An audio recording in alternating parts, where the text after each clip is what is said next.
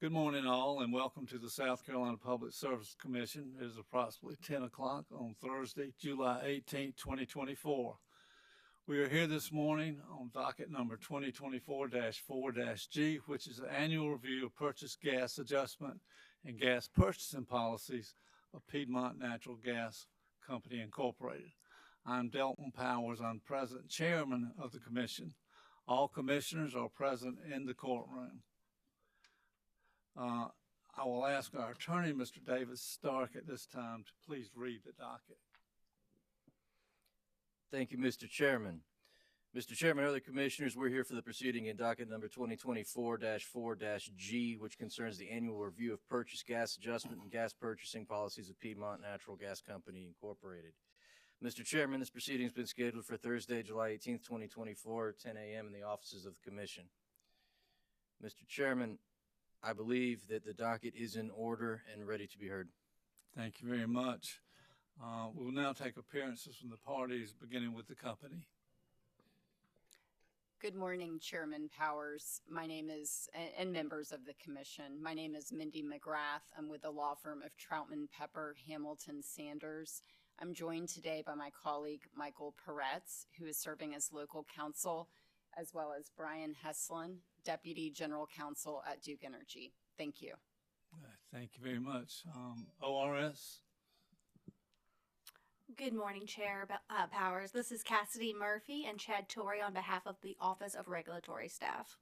Thank you. And it is my understanding there are no other parties to this docket. That's correct. Okay. And it is further my understanding that through negotiations prior to the start of this hearing, that there's a settlement agreement as to all issues and that there's signatories by both parties. Is that correct? And that's correct, Mr. Chair, and happy to briefly overview the settlement for the Commission, and then I understand the company also has a settlement witness that will tell you more about it. All right, sir. Before we do that, and I guess I spent way too many years in the courtroom, I have some questions I would like to ask. I'll ask the question, then in turn, each party attorney I'd ask for a response. And first question, did your client have ample opportunity to participate meaningfully in this case, including engaging in discovery process, pre-filing testimony, receiving and reviewing all relevant evidence, and complete disclosure of all relevant information? On behalf of the company, I can confirm that those are all accurate statements. Thank you. ORS? Yes, Mr. Chairman. Did your client participate in any settlement negotiation in good faith? Yes, Commissioner. Yes, Mr. Chairman. Has your client had an opportunity to fully review the terms of the agreement? Yes. Yes, Mr. Chairman. All right. Is your client's decision to enter this agreement and be a signatory to it fully voluntarily and not the product of any undue influence, lack of preparation or review time, or any other factor? Yes, Mr. Chairman. Yes, Mr. Chairman. Would you agree that the settlement agreement being presented to the Commission is an agreement resolving all issues and that this would in fact be a comprehensive settlement agreement? Yes, Mr. Chairman. Yes, Mr. Chairman. Obviously, this matter's been properly docketed, scheduled for quite a period of time. And you do understand that we're here capable and willing to have a full trial of the issues today or longer if it takes time. Do you seek that trial? No, Commissioner. All right. Do you feel the settlement agreement is in the best interest of the utility's customers, and in the best interest of the public? Yes, we do. All right. Yes, ORS believes this is in the public interest. Thank you very much. And do you wish, after testimony, that the Commission consider approving the agreement? Yes, Chairman. Yes, Mr. Chairman. All right. Thank you both for your responses. Are there any other preliminary matters we need to discuss? Not as far as the company is concerned. Mr. Chairman, I would like at this time to offer the settlement agreement as into evidence. All right. The settlement agreement will be accepted into evidence, identified, and marked will be placed in the record as exhibit number 1. Thank you, sir. All right.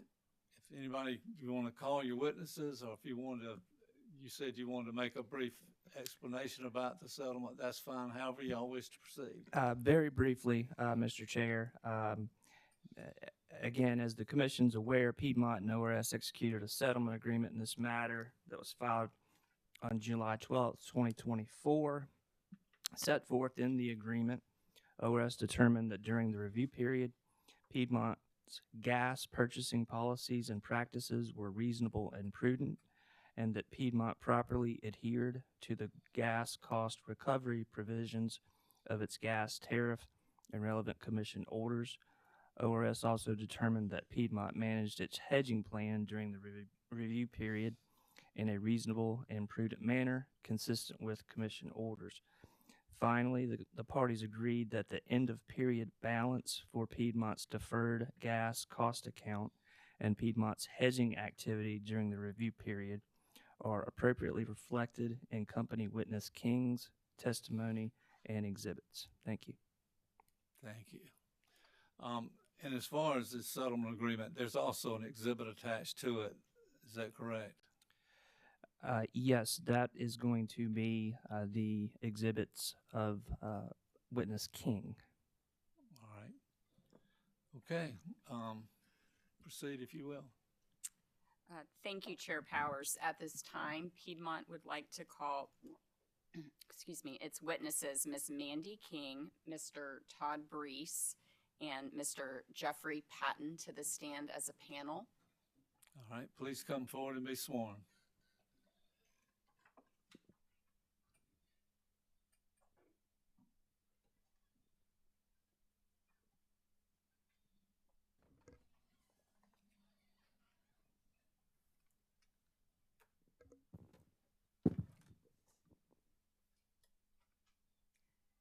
If you all would raise your right hands, please. Do you solemnly affirm the testimony you're about to give will be the truth, the whole truth, and nothing but the truth? Thank you.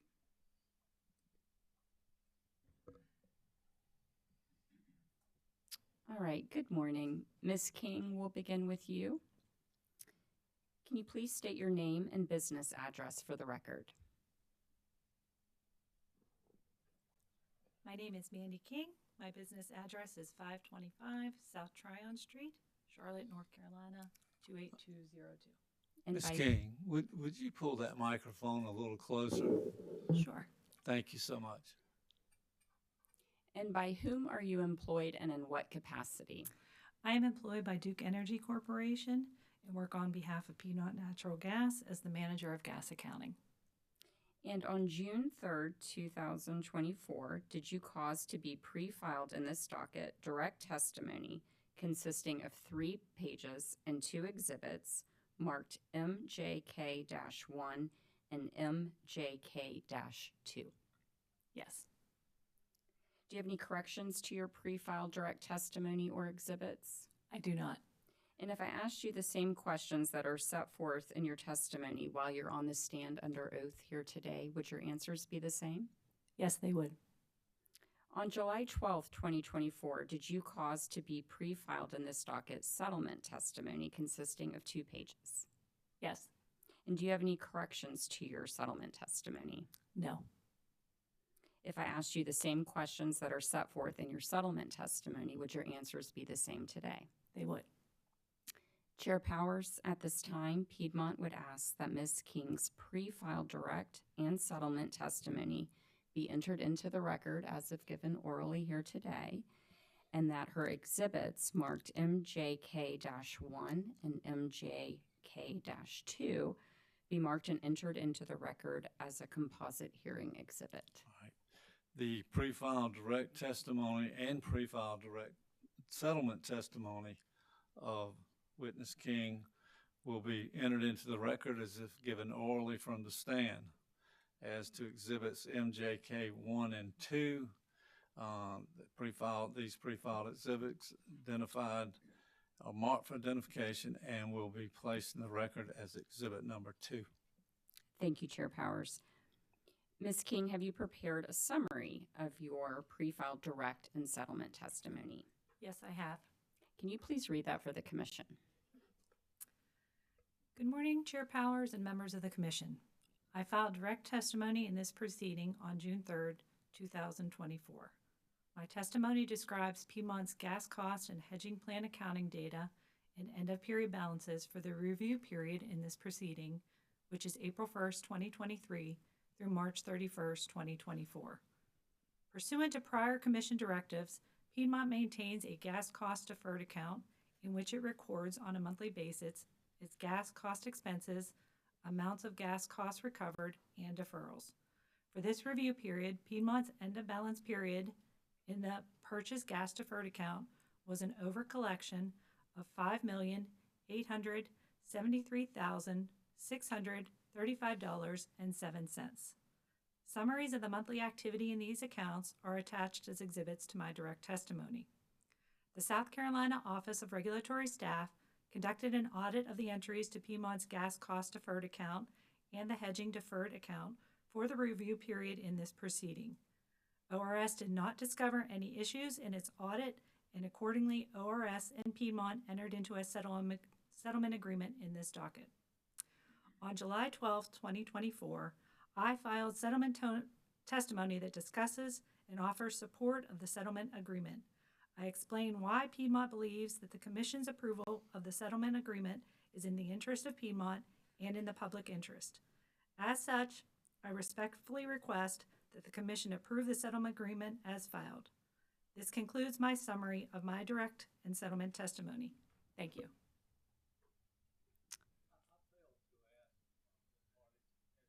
I failed to ask the parties, has cross-examination been waived in this case, or? Yes, Mr. Chairman, the settlement agreement provides that the parties waive cross-examination. All right, so the question will be from the commissioners. That's correct. Yes, sir. Thank you so much.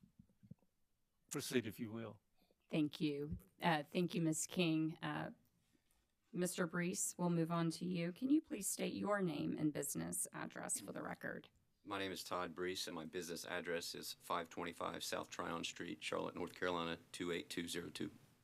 And by whom are you employed and in what capacity? I'm employed by Duke Energy Corporation as the manager of natural gas trading and optimization for Piedmont Natural Gas Company. And are you the same Todd Brees who pre-filed direct testimony in this proceeding on June 3rd, 2024, consisting of 18 pages? Yes. And was that testimony prepared under your direction or control? Yes. Do you have any corrections that need to be made to your pre-filed direct testimony? No. If I asked you the same questions today while you're under oath, would your answers be the same? Yes. Chair Powers, at this time, Piedmont would ask that the pre-filed direct testimony of Todd Brees be entered into the record as if given orally here today. The pre-filed direct testimony of Mr. Todd Brees will be entered into the record as given orally from the stand. Thank you. Thank you, Chairman. Mr. Brees, have you prepared a summary of your pre-filed direct testimony? Yes. And can you please read that for the Commission? Yes. Good morning, Chair Powers and members of the Commission. I filed direct testimony in this proceeding on June 3rd, 2024. My testimony describes Piedmont's gas purchasing policies and the company's hedging activities during the review period, which in this proceeding is April 1st, 2023 through March 31st, 2024. During the review period, Piedmont continued its use of a best cost approach to purchasing gas. This approach involves 5 components: the price of gas, the security of gas supply, the flexibility of gas supply, gas deliverability, and supplier relationships. I discuss each of these factors in detail in my testimony. Collectively, these 5 components establish a standard for purchasing gas that Piedmont has used successfully for many years and which has been reviewed and found prudent on all occasions in South Carolina and in the other state jurisdictions in which Piedmont operates. Most of Piedmont's primary gas supplies are purchased under arrangements that are standard in the industry and involve the payment of reservation fees for firm supplies priced at market-based indices. However, Piedmont also purchases short-term supplies in the spot market at market-based prices when necessary to meet customers' needs during non-critical periods. My testimony describes the various new supply arrangements the company entered into during the review period and the process the company utilized to price secondary market sales. My testimony also discusses the steps the company has taken to manage the cost of gas, such as utilizing the company's hedging plan as an insurance policy to reduce gas cost volatility to its customers.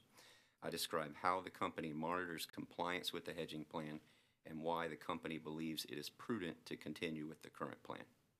In summary, my testimony supports the conclusion that Piedmont's review period gas costs were prudently incurred and that the company managed its hedging program in compliance with prior commission orders. This concludes the summary of my direct testimony. Thank you. Thank you. And finally, Mr. Patton, can you please state your name and business address for the record? My name is Jeffrey Patton. My business address is 525 South Tryon Street, Charlotte, North Carolina, 28202. And by whom are you employed and in what capacity? I'm employed by Duke Energy Corporation and work on behalf of Piedmont Natural Gas Company as a manager of gas origination. On June 3rd, 2024, did you cause to be filed in this docket pre-filed direct testimony consisting of 17 pages and 12 exhibits marked JCP-1A through JCP-6? Yes. And was this testimony and these exhibits, were they prepared under by you or under your direction? Yes, they were. Do you have any corrections that need to be made to your testimony or exhibits? No, I do not. And if you were asked the same questions here today while under oath, would your answers be the same that are set forth in your testimony? Yes. Chair Powers, at this time, Piedmont would ask that Mr. Patton's pre-filed direct testimony be entered into the record as if given orally here today, and that his exhibits marked JCP-1A-JCP-6 be marked and entered into the record as a composite hearing exhibit. The pre-filed direct testimony of Jeffrey Patton will be entered into the record as given orally from the stand. The pre-filed exhibits of witness Patton identified as direct exhibits JCP 1 through 6, including JCP 1A, 1B, -2, 3, 3A, 3B, 3C, 4A, 4B, 4C, 5, and 6 are marked for identification. Will be placed in the record at exhibit number 3. Thank you, Chair Powers. Mr. Patton, did you prepare a summary of your testimony? Yes, I did. Can you please read it for the commission? Sure. Good morning, Chair Powers and members of the Commission. I filed direct testimony in this proceeding on June 3rd, 2024. My testimony presents the current and projected market requirements of Piedmont's South Carolina customers during the review period, which for this proceeding is April 1, 2023 through March 31st, 2024, and the capacity acquisition policies and practices the company employs to serve Piedmont's South Carolina customers. My testimony presents the inputs and the calculations utilized by the company to determine the design day needs of its system, the highest projected 24-hour demand, and how we as a company are prepared to meet such requirements to serve firm customers. In particular, my testimony supports the third-party design day demand and design winter load duration curve study conducted by Marquette Energy Analytics. My testimony and supporting exhibits provide an overview of the calculations and methodology in Marquette's design day study and demonstrate that the company has and will continue to provide safe and reliable service to its firm customer base during design day conditions. My testimony also discusses how Piedmont utilizes a best cost methodology to acquire incremental capacity to meet projected growth and discusses how Piedmont plans to supply its estimated future growth requirements during the next 5 years. I also discuss the additional incremental firm pipeline service Piedmont secured along 2 transportation paths on Transco as part of Transco's Southside Reliability Enhancement Project, and provide an update on the status of the project. Finally, I discuss how Piedmont has participated in NASB's Gas Electric Forum and describe the efforts undertaken by Piedmont at the Federal Energy Regulatory Commission, commonly referred to as FERC, to ensure that Piedmont's interstate transportation and storage services or reasonably priced. This concludes the summary of my direct testimony. Thank you. Thank you. Chair Powers, Piedmont's witnesses are now available for questions from the commission. Thank you very much. Commissioner Belser. Thank you, Mr. Chairman. Good morning. Thank you for being here this morning. Morning. Just a couple of things. And Mr. Patton, I think these probably are directed to you, but if any of the other witnesses have comments, I'd like to hear them. During the review period, and particularly the winter period, did Piedmont have any trouble getting gas or have any constraints on the system due to not being able to get gas? No, we did not. We were able to reliably serve our firm customers and did not have any issues during the winter. Okay. And I believe your testimony indicated that y'all had seen increase in customer growth of like 2,000 customers in just the last year. Is that correct? I believe it was around 4,000 customers. Okay. Yes, I ma'am. can't add and Yes, subtract very well. that's right. So I have to have somebody tell me about that. So that's somewhat significant, is it not? Yes, that is significant. I mean, we've definitely seen some year-over-year growth in net customer additions, Okay. mainly residential. And in your testimony, you describe some things, for lack of a better word, that Piedmont has started and engaged in and planned for to make sure that it has sufficient supply for increased load going over the next 5 years. Is that right? That's right. Okay. And in your opinion, working in this area, and I'm going to call you an expert in this area of gas procurement, and you feel like those forward-looking plans are sufficient to protect Piedmont to ensure sufficient gas supply over the next 5 years? We do. We feel comfortable that our plan will be able to reliably serve our firm customers base. Okay. Yes. And you also spoke a little bit about engaging in some of the dockets at FERC to ensure that reasonable pricing of gas supply and transportation. Is that correct? That's right. Yes, Okay. we regularly engage and participate in different dockets and cases related to the transportation and storage providers that we subscribe to make sure that those services are reasonably priced. And this agreement that y'all entered into with Transco, could you delve into that a little bit more? Is that Sure. is that a new project that they are engaging in? What is that? They're putting in new pipe. They're putting in new storage. Sure. What is that? So that is the Transco Southside Reliability Enhancement Project, and we entered an agreement a few years ago, and right now that they're under construction and targeted to be in service later this year. December 1st is the target, which is on schedule as originally planned. That project provides two distinct paths. One of those paths provides a firm path from our contracted LNG facility, Pine Needle, to our city gate. Over the past years, that has always been a non-firm path, but we were very comfortable in the reliability of that path to serve on a design day. However, looking forward and seeing the increased constraints on Transco, we recognized it was an opportunity through this project to firm up that transportation path from the LNG facility to our gate. And the second path related to that project is expansion of the South Virginia lateral near Station 165 that's close to the Virginia and North Carolina border. And that lateral goes eastward and touches in eastern North Carolina and provides additional 160,000 of firm transportation service to the eastern part of our system. Okay. Is that bringing in shale gas from there primarily? It has the opportunity to, as Transco is supplied both on the north and south, predominantly by shale gas in this time. So it does allow access to the shale gas supplies.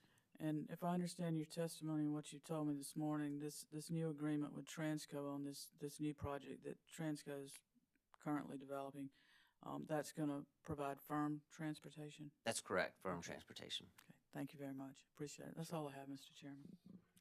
Thank you, Commissioner Belser. Commissioner Caston. Good morning. Follow up some on Chair Belcher's question relative to that, let's see, what do you call it? The Southside Reliability Enhancement Project.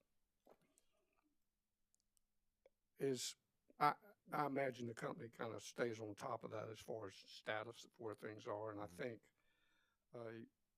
it began this past January and anticipated being completed by the end of this year. Is that correct? That's correct. Best of your knowledge, is the project on schedule? It is. It is on schedule.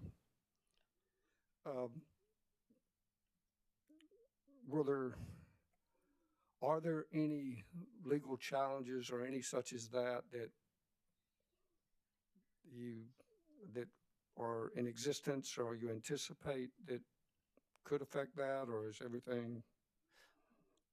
Everything is going as scheduled and on target. I'm not aware of any legal challenges to the permits or the FERC certificate that was granted earlier this year. So everything is going on schedule at this point. Good. And I'm not, I hesitate to even bring up hedging, but I'm really, whatever the company thinks is best, and y'all worked out with ORS, I get that. But I guess thinking about that and reading, Mr. Brees, what I think what y'all call your best cost policy, and considering the things that you do, that you look at. And I've heard it repeatedly that, it's an insurance policy. And the more I think about that, the more I hear it, the more I read, the more I think it is like buying an insurance policy, literally. And if you don't have to use it, then that's a cost that you say, man, I wish we hadn't done that. But if you have to use it, it's a wonderful thing. Is that accurate? Yes, that's how we view the hedging plan, and the main goal is just like any other insurance policy, where if you don't have to use it, prices haven't run up, and the customers are benefiting from a low price environment, which is great. But when you do have those instances where prices spike, then the hedging plan kicks in and will help reduce that gas cost volatility, which is the overall, the main primary goal of that plan. Just for my edification, is there like a mass mutual of hedging, or is that through individual pipeline or gas suppliers? How is that? Yeah, our plan is very basic. We buy NYMEX call options up to 12 months out. So we do that. We have a consultant that we work through that designs a pricing matrix that triggers the hedges. So when hedges do get triggered, then we go out and execute them with a broker. And it's just NYMEX call options. They're in place. They'll either, if a NYMEX call option was purchased and the market gas is below that, then it's going to expire worthless, out of the money. But if prices do happen to run up and you have a hedge, let's say a hedge price at $5 and prices run up to $10, then you would get the proceeds back to help reduce the overall cost of the hedging plan and reduce the rates paid by the customers. I understand. I do follow that. Thank you. And initially, I had some questions on that design day and design peak day, but when I read through it all, it seems fairly detailed. I mean, and I think this last go round with this particular company, if I understood it correctly, it sounded like you kind of upped your game some as far as looking at historical data and using some, I guess, pretty deep methods there. Is that kind of the shape of things to come? That's right. That's right. You're correct. I believe last year at this time we were explaining the change. We went from internally developing our design day demand requirements to going to a third-party Marquette Energy Analytics, which actually was, as you say, has a more robust statistical methodology and incorporating such factors as wind and prior day effects. And it's an ensemble, which means multiple models are run, and they look at the results of those multiple models to develop their overall kind of forecast. So yes, we're comfortable with their methodology and their forecast, and not only is it a point-in-time forecast for this upcoming winter, it provides year over year, the next 5 years, as far as that estimated demand growth for Design Day. Well, it was impressive, at least from my limited knowledge and understanding, but I think, you know, looking back to some of the winter vortexes and bad things that have happened, those can be great teachers. It seems like it was for Piedmont also, or PNG. Was for me. Right. Thank you all. I appreciate it. No more questions. Thank you. Commissioner Thomas. Thank you. Good morning. Good morning. So I have a few questions, and I'll let anybody discuss them that wants to, but I think the first few are probably more related to you, Mr. Priest. So on page 14 of your testimony, you talked about secondary market credits are down from 23.3 million to 16.5 million, and just wondered if you could talk about that a little bit. Yes, so supply basis pricing has decreased. A couple years ago, we had a lot of pricing volatility after Russia invaded Ukraine, and there was a lot of fear in the market, wondering what was going to happen with storage levels. Since then, we've had some pretty mild winters, which in turn has kind of reduced the volatility as a whole. Prices have come back down and stabilized, and so the capacity value was much higher during those volatile times. And now that the capacity across our system has less value, that means spreads on off-system sales or any kind of third-party capacity release, the margin that you're making on those type transactions are much lower than they were a few years ago. All right.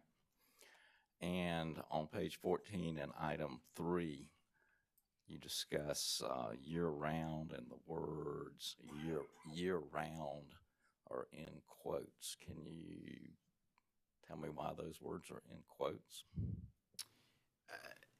It's in quotes because our peak day would be considered, winter. We design for the peak day that happens during the peak winter months. And so by saying the load growth from year-round markets, it's just putting the emphasis on, including the summer and winter markets in that sense. All right. And the hedging and the cost of hedging, there's a number of $40.7 million cumulative. So that would be from whenever the hedging started until now. That would be the cumulative cost. Is that correct? That's correct, since I believe 2002. All right. And how does the hedging relate to North Carolina and Tennessee? We have pretty much the same hedging plan in North Carolina and Tennessee that we do in South Carolina. We're just purchasing different numbers of contracts because it's all based on the load and the total normalized sales volume. So it's going to be based on how many customers we have in each jurisdiction. And so you're going to be purchasing different numbers of contracts for each jurisdiction. But the overall principles of the hedging plan still serves as a low-cost insurance policy. We're still using the same pricing matrix to trigger hedges, and we're still purchasing NYMEX call options across all 3 jurisdictions. And it would be whatever contracts you're purchasing for each jurisdiction is the cost that's going to be associated with each jurisdiction. And the storage levels, I saw somebody had an exhibit, and it looked to me like the underground and the LNG, if you add the 2 together, pretty much about the same as this time last year, but one was down and one was up, I believe. Does that sound about right? Yeah. All of our storages, we try to, adhere to some monthly balances to make sure that we have everything full by November 1 heading into winter. And we're on pace there. We've still got a few months to continue injecting. I believe all of our LNG tanks are pretty full by now, but then some of the other transco storages that we're injecting on a daily basis, and we haven't seen any issues there, and we're confident that everything will be in a good place heading into winter. And you were talking about the Transco South Side project. Is that you mentioned Virginia, but is that mostly located in North Carolina? The project. The project overall has two paths. One of those paths, being the firming path for Pine Needle, is in North Carolina, whereas the South Virginia lateral, that path to eastern North Carolina, is predominantly in Virginia, and then comes into North Carolina at the end of the lateral, around Ahoskie and Pleasant Hill are the locations where we receive gas, and that from South Virginia lateral. And there was discussion about the secondary deliveries to Pine Needle LNG. You had mentioned that is no longer as reliable, and so I would assume then that this project is supposed to help that. That's right. That's right. With this project in service, we'll have a firm path from Pine Needle to our city gate. And any information on the Mountain Valley Pipeline that, I don't know, update if you have one? Piedmont is not contracted for service on Mountain Valley Pipeline, but we are aware it is in service and operating and bringing additional gas into Transco. So I don't have any other updates other than that. And where Mountain Valley Pipeline comes in on Transco at Station 165 is where our Transco Southside Reliability Enhancement capacity takes over. So the thought is there could be some low-priced MVP volumes that are making their way into Transco that we would be able to move on that capacity as well. So gas is flowing to Transco through that line now? That's correct. Any idea when that started? Just fairly recently, I assume. Yeah, the first full month was July. I think it started at the end of June flowing, but July was the first full month of flow. Okay.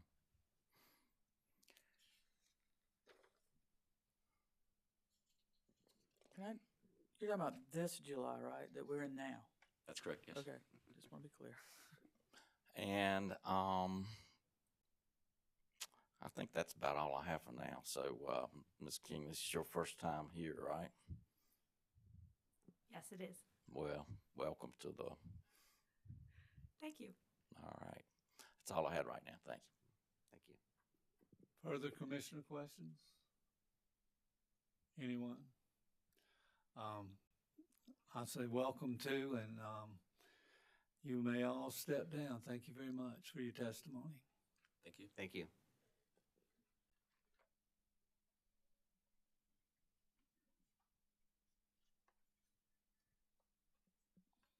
And that would be the company's case.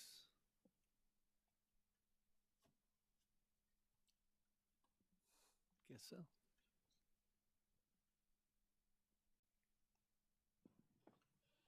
My apologies. That would be your case.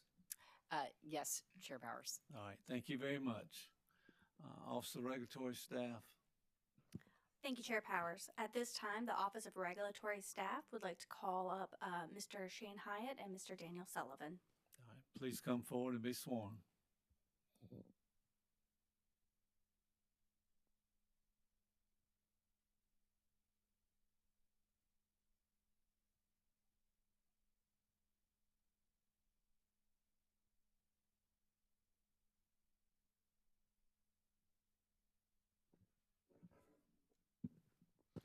If you would raise your right hands. Do you solemnly affirm the testimony you're about to give will be the truth, the whole truth, and nothing but the truth? Thank you.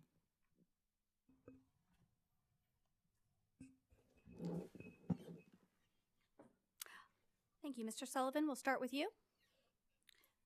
Can you please state your name and occupation? Good morning, Chairman Powers, members of the commission. My name is Daniel Sullivan. I'm employed by the South Carolina Office of Regulatory Staff as the Director of the Audit Department. Are you the same Daniel Sullivan who pre-filed 10 pages of direct testimony on June 24th, 2024? Yes, I am. Do you have any changes or corrections to your pre-filed testimony? No, I do not. If I ask you the same questions posed in your direct testimony today, would your answers be the same? Yes, they would. Mr. Chairman, at this time I would ask that Mr. Sullivan's direct testimony be entered into the record of this proceeding as if given orally from the stand. The pre-filed direct testimony of Mr. Sullivan will be entered into the record as if given orally from the stand. Thank you. Mr. Sullivan, did you also pre-file 3 exhibits with your direct testimony marked as DFS-1 through DFS-3? Yes, I did. Do you have any changes, edits, or corrections to any of these exhibits? No. Mr. Chairman, I would ask that Mr. Sullivan's exhibits marked as DFS-1 through DFS-3 be marked and entered into the record as the next composite hearing exhibit. The pre-filed exhibits of witness Sullivan identified as DFS 1 through DFS 3 are marked for identification. We place in the record as exhibit number 4. Thank you. And Mr. Sullivan, did you prepare a summary of your testimony? Yes, I did. Will you please share that with the commission at this time? Sure. The purpose of my testimony is to set forth the findings resulting from ORS's examination of the company's purchased gas deferred account, storage inventory activity, and hedging account activity for the period April 1st, 2023 through March 31st, 2024. ORS has included the results of our examination in exhibits DFS-1 through exhibit DFS-3.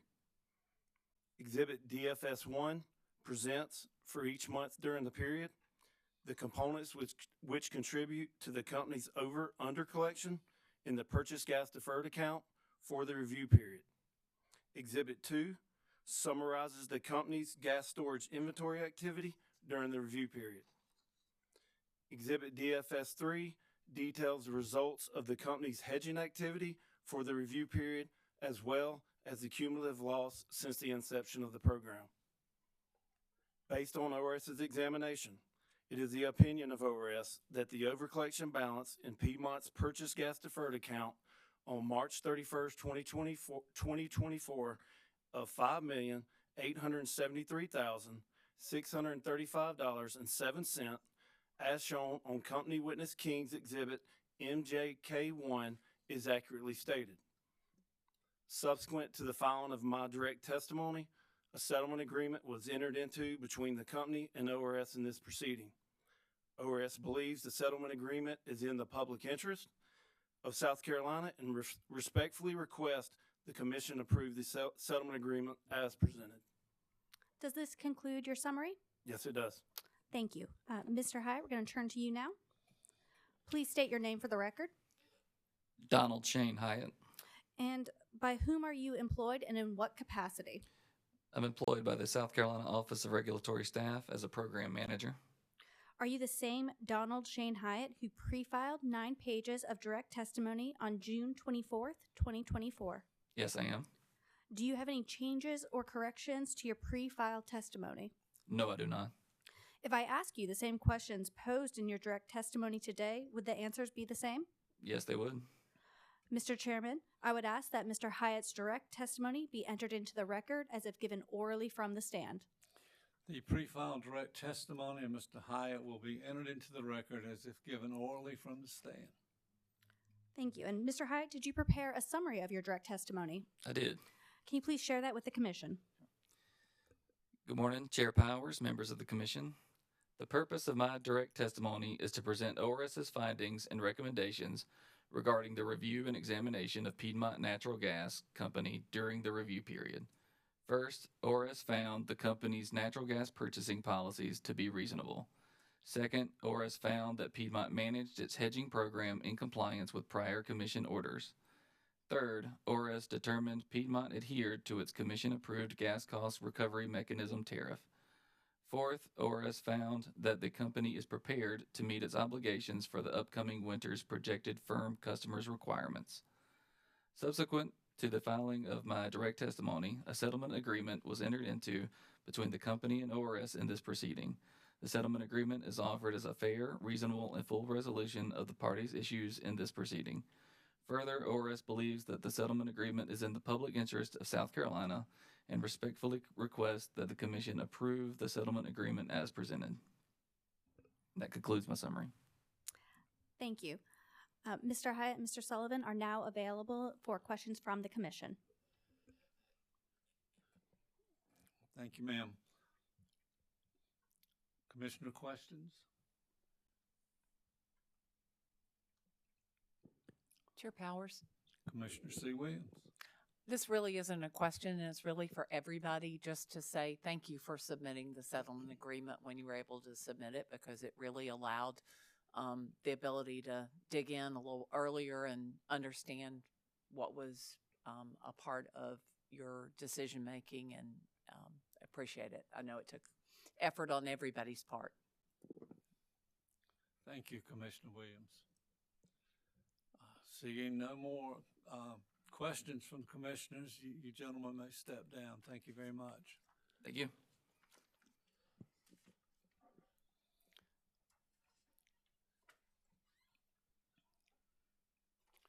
Is there anything further from either party?